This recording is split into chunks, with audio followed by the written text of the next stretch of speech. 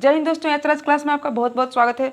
आज मैं गौतम बुद्ध से रिलेटेड टॉपिक पर चर्चा करूंगी जो कोई भी कॉम्पिटिटिव लेवल के एग्जाम में पूछे जाते हैं, इससे रिलेटेड क्वेश्चंस। तो आइए हम लोग स्टार्ट करते हैं। गौतम बुद्ध, इस टॉपिक का नाम है गौतम बुद्ध। बौद्ध धर्म के संस्थापक गौतम बुद्ध को कहा जाता है। बौद्ध धर्म के संस्थापक किन्हें कहा जाता है? गौतम बुद्ध को। गौतम बुद्ध का जन्म लुम्बिनी, नेपाल में 563 ईसा पूर्व में हुआ था। उनका बचपन का नाम, गौतम बुद्ध के बचपन का नाम सिद्धार्थ था। गौतम बुद्ध के बचपन का नाम सिद्धार्थ था। गौतम बुद्ध के ज्ञान की प्राप्ति, गौतम बुद्ध के ज्ञान की प्राप्ति 35 वर्ष की आयु में वैशाख की पूर्णिमा की रात में निरंजना नदी के किनारे पीपल वृक्ष के नीचे उनकी ज्ञान की प्राप्ति हुई थी। और उन्होंने अपना प्रथम उपदेश सारनाथ में दिए थे। अपना प्रथम उपदेश कहाँ पे दिए थे? सारनाथ में। नेक्स्ट है कि गौतम बुद्ध की मृत्यु कुशीनारा में 483 ईसा पूर्व में हुआ था, जो अभी वर्तमान यूपी में पड़ता है। उन्होंने सर्वाधिक उपदेश शरावती में दिए थे।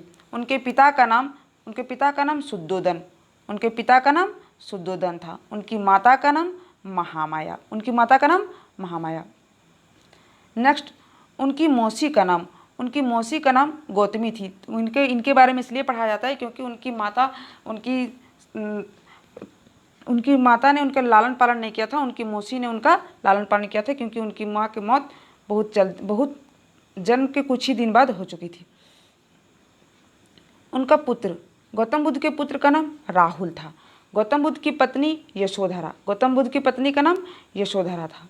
उनका प्रथम गुरु, गौतम बुद्ध के जो प्रथम गुरु थे वो अलार कलाम थे। कौन थे? अलार कलाम। और द्वितीय गुरु थे शूद्रक पुत्र। क्या? शूद्रक पुत्र। गौतम बुद्ध के सारथी का नाम चन्ना था। गौतम बुद्ध के सारथी का नाम चन्ना। गौतम बुद्ध के प्रमुख घटनाएं, गौतम बुद्ध का गृह त्याग जो हुआ था उनको महाभिष्कर्मण कहा जाता है। क्या कहा जाता है? महाभिष्कर्मण। गौतम बुद्ध द्वारा दिया गया प्रथम उपदेश को धम्म चक्र प्रवर्तन कहा जाता है। धम्म चक्र प्रवर्तन कहा जाता है। गौतम बुद्ध द्वारा ज्ञान की प्राप्ति को संबोधि कहा जाता है। गौतम बुद्ध के द्वारा ज्ञान की प्राप्ति को संबोधि कहा जाता है। गौतम बुद्ध की मृत्यु को महापरिनिर्वाण कहा जाता है। महापरिनिर्वाण कहा जाता है। नेक्स्ट है कि गौतम बुद्ध की संगीतियाँ, प्रथम संगीति स्थान राजगिरी में हुई थी। प्रथम संगीति राजगिरी में हुई थी, जिनके अध्यक्ष महाकश्यप थे। उस समय का शासक अजातशत्रु था। समय कब हुआ था? 463 ईसा पूर्व। द्वितीय संगीति में है कि स्थान कहाँ पे? वैशाली में। द्वितीय संगीति कहाँ पे हुई थी? वैशाली में, जिनके अध्यक्ष सभाकमी थी। कौन सभाकमी थे? उनके शासक कलाशोक। शासक उस समय का कौन थे? कलाशोक। समय कब? 383 ईसा पूर्व। 383 ईसा पूर्व द्वितीय संगति हुई थी। तृतीय संगति की ओर देखते हैं। तृतीय संगति जो है स्थान कहाँ पे? पाटलिपुत्र में। तृतीय संगति पाटलिपुत्र में, जिनके अध्यक्ष मोगलीपुत्र थे। अध्यक्ष कौन थे? मोगलीपुत्र। उस समय के शासक अशोक थे। उनका समय कब हुआ था? 255 ईसा पूर्व।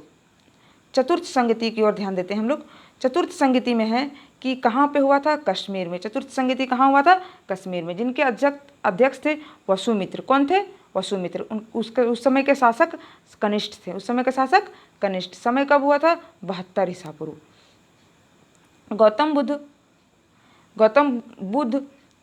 बुद्ध संघ और धम्म को त्रिरत्न कहा जाता है।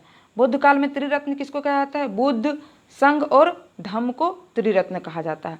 नेक्स्ट है कि गौतम बुद्ध अपना उपदेश पाली भाषा में दिए थे। कौन भाषा में दिए थे? अपना उपदेश पाली भाषा में दिए थे।